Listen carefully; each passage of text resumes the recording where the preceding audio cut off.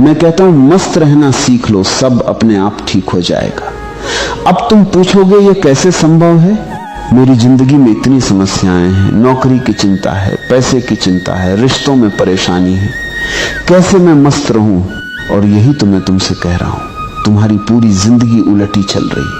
तुम सोचते हो पहले सब ठीक हो जाए फिर मैं खुश हो जाऊंगा, पहले बैंक में लाखों आ जाए फिर मैं मस्त रहूंगा। लेकिन देखो ये कभी नहीं होने वाला, क्योंकि जब लाख आएंगे तो तुम 10 लाख की चिंता में होगे। ये मन का खेल है, ये कभी खत्म नहीं होता। जीवन का एक बहुत बुनियादी नियम है जो तुम्हें कभी नहीं बताया गया, स्कूलों में नहीं सिखाया जाता, कॉलेजों में नहीं पढ़ाया जाता, माँ बाप भी नहीं जानते इसलिए वे भी नहीं बता सकते। वह नियम यह है, खुशी एक परिणाम नहीं है, खुशी एक कारण है।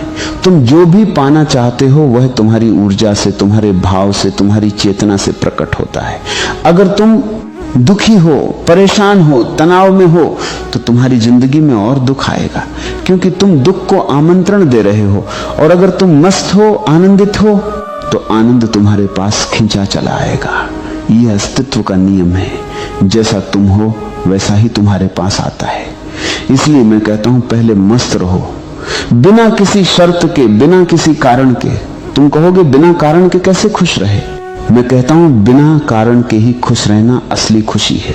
अगर कोई कारण है तो वह कारण कल खो जाएगा और तुम्हारी खुशी भी खो जाएगी। लेकिन अगर तुम बिना कारण के मस्त हो तो कोई तुम्हारी मस्ती नहीं छीन सकता।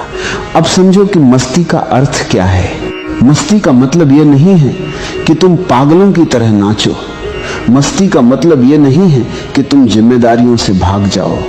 मस्ती का अर्थ है इस क्षण में पूरी तरह जीना, इस क्षण में जो भी हो रहा है उसे पूरी तरह से स्वीकार करना, संघर्ष छोड़ देना, लड़ना बंद कर देना।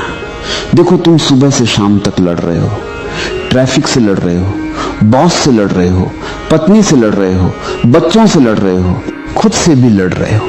यह लड़ाई तुम्हें मार डालेगी। मस्ती का मतलब है ये लड़ाई छोड़ दो, जो है उसे स्वीकार कर लो और जो नहीं है उसकी चिंता मत करो। अभी जो है बस इतना ही सच है। तुम इस कमरे में बैठे हो, सांस ले रहे हो, जीवित हो, यही काफी है मस्त रहने के लिए। बाकी सब मन की कल्पनाएं। मैं तुमसे पूछता हूं, क्या कभी चिंता करने से कोई समस्या हल हुई है? सोचो, ईमानदारी से सोचो। तुमने अपनी जिंदगी में जितनी चिंता की उससे क्या हासिल हुआ? क्या तुम्हारी एक भी समस्या चिंता करने से हल हुई? नहीं, बल्कि चिंता करने से समस्या और बड़ी हो गई। क्योंकि जब तुम चिंता में होते हो तो तुम्हारी बुद्धि काम नहीं